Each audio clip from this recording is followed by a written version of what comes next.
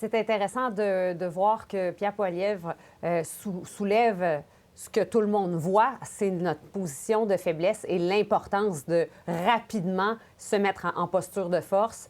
Ce n'est pas notre posture actuelle. Il y a Doug Ford qui fait un très beau travail, mais encore là, ce n'est pas fait du point de vue fédéral. Alors, de nommer le fait que les élections devraient arriver, oui, une campagne électorale à ce moment-ci, c'est aussi un chaos politique, mais en même temps, on s'enligne pour tellement de mois de chaos politique si on permet là, une course à la chefferie au Parti libéral avec finalement la nomination de quelqu'un qui incarnera quand même les mêmes valeurs que Justin Trudeau, que le Parti libéral, qui est dénigré et qui n'a pas la crédibilité face à Donald Trump. Alors, il est temps là, de se doter de vraies stratégies. Vous pensez qu'on doit crever l'abcès maintenant, comme il propose, et d'aller en élection? Émilie Foster, qu'est-ce que vous en pensez?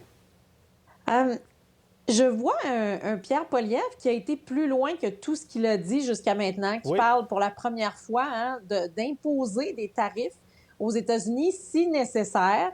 Je vois Pierre Poilievre qui a pris soin de l'image aujourd'hui. Alors, je pense que jamais personne n'a été aussi entouré de rouge et de blanc. Là. Il ne pouvait pas être plus canadien. Là. Sachez une chose, c'est qu'il savait très bien qu'il y a des gens qui écoutent ça aux États-Unis, ce point de presse. Ils le savent qu'il s'en vient comme le prochain premier ministre. Et là, c'était vraiment Canada d'abord.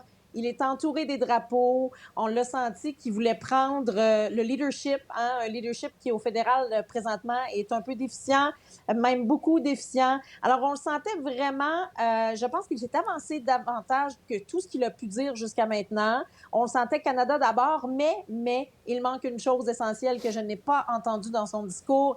Il n'a jamais parlé d'aller parler directement à Trump.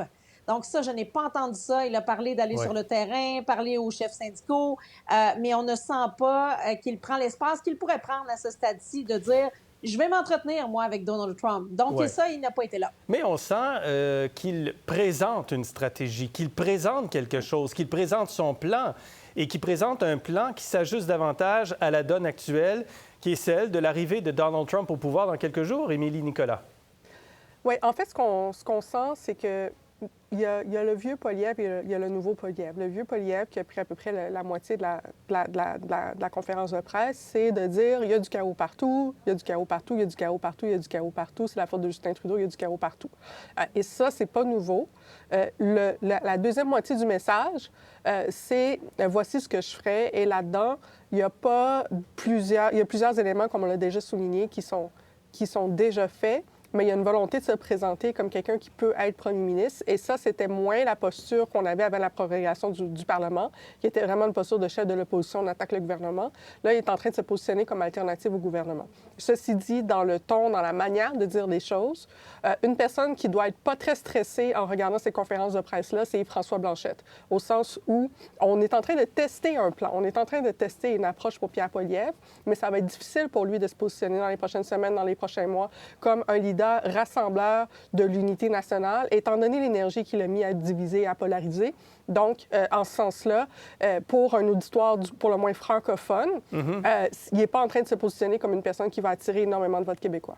Il parle beaucoup de la taxe carbone en anglais présentement, parce que la taxe carbone, au Québec, ça a moins de résonance parce qu'on a le marché du carbone, mais la taxe carbone qui est appliquée par le gouvernement fédéral dans plusieurs provinces est très impopulaire, ou en tout cas, Pierre Poilievre a contribué à la rendre très impopulaire, malgré le fait qu'il y a des remises qui sont faites par le gouvernement dans les impôts pour rembourser une partie, en fait, les coûts qui sont payés sur la taxe carbone.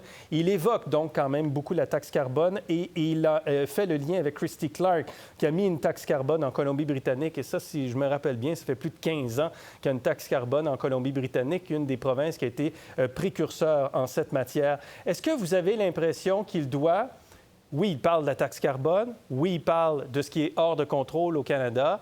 Mais est-ce que vous sentez qu'il doit se réajuster, qu'il doit réaligner son propos davantage sur la menace que fait peser présentement sur le Canada Donald Trump? Jacinthe Ève.